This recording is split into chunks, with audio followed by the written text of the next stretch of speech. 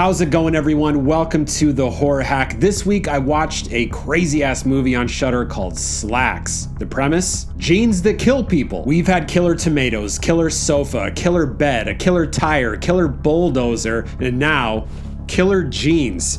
I was gonna say you can't write this stuff, people, but somebody did, so let's get into it. And excuse me while I put my pants back on.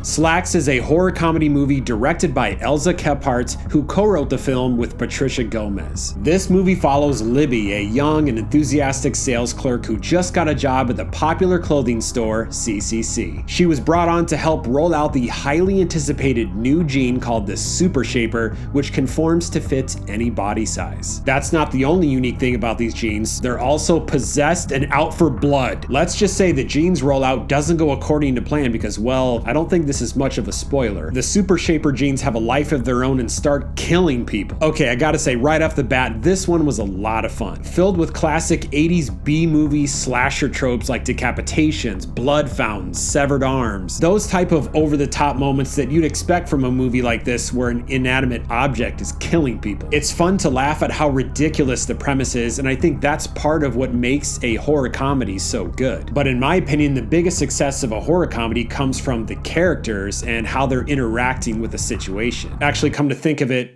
characters interacting with situations, that's just a movie. So that was nothing insightful. You know what? I'm not even taking that out. I'm leaving that in. Sorry. Okay, for example, Tucker and Dale in Tucker and Dale vs. Evil, one of my favorite horror comedy movies. They are just such a hilarious duo. And they make the downtime of the movie, you know, when there's not a lot of action going on, not a lot of stuff going on, they still make it really funny. Just those two bantering back and forth. Characters like that just keep us engaged throughout the entire movie, and I think Slaxx has those type of characters too. But before we even get into characters, let's talk about the setting here. CCC, the clothing store, seems to be modeled after Zara or H&M or Express, you know, stores like that. Everything is super bright, white, organized, and very clean. Not a speck of dust anywhere, just pure perfection. I'd have to say the best setting for a pair of killer jeans to come in and just bloody up the place. As for the employees of the store, our characters, this is where some of my favorite comedy parts of the movie comes from. They are basically the perfect caricatures of retail workers. They're an exaggeration, of course, but that's what makes it fun. Our retail characters are just smiling through gritting teeth and being really fake nice, and you can see the pure disdain and loathe they have for one another. One thing I found particularly funny is when they speak to each other through their earpieces, even though they're standing 6 feet away from one another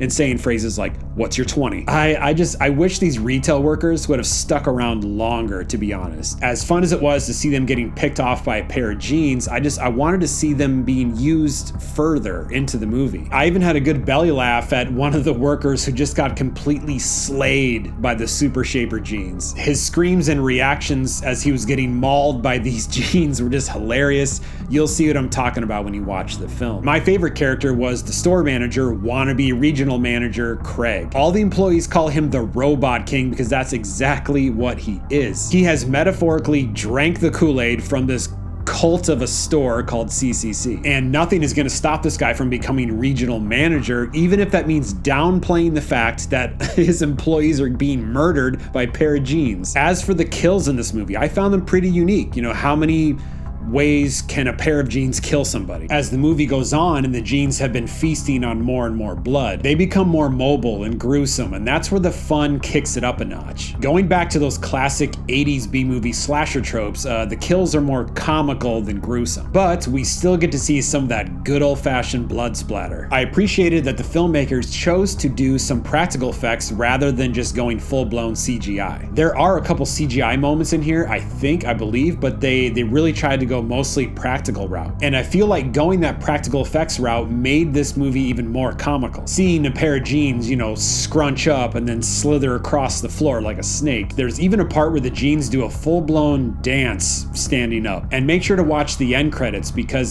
they show a behind-the-scenes clip of a puppeteer in a green screen suit moving the jeans in a way to make them dance. It's pretty good, so make sure to watch the end credits. Yeah, so the filmmakers made the jeans a legit character, an antagonist, just by using the denim pockets and zipper. At times they try to put a face on the jeans, by using the pockets as eyes, and I like that. They didn't add in any CGI fangs or anything like that to make it more hideous. Just jeans is perfect. One thing that surprised me in this movie was it actually had a message. I knew there had to be some sort of reason why these jeans were just killing people, and when you find out why and how the store actually operates, you're just like, ooh, that's deep. It sort of flips who the real antagonist of the movie is on its head. Is it the jeans or is it actually CCC, the store? It's a more progressive movie than I thought it was going to be, because they tackle issues like labor and manufacturing abuse, cultural issues, and even though these problems were more prevalent in the third act, I feel like they weren't beating them over my head,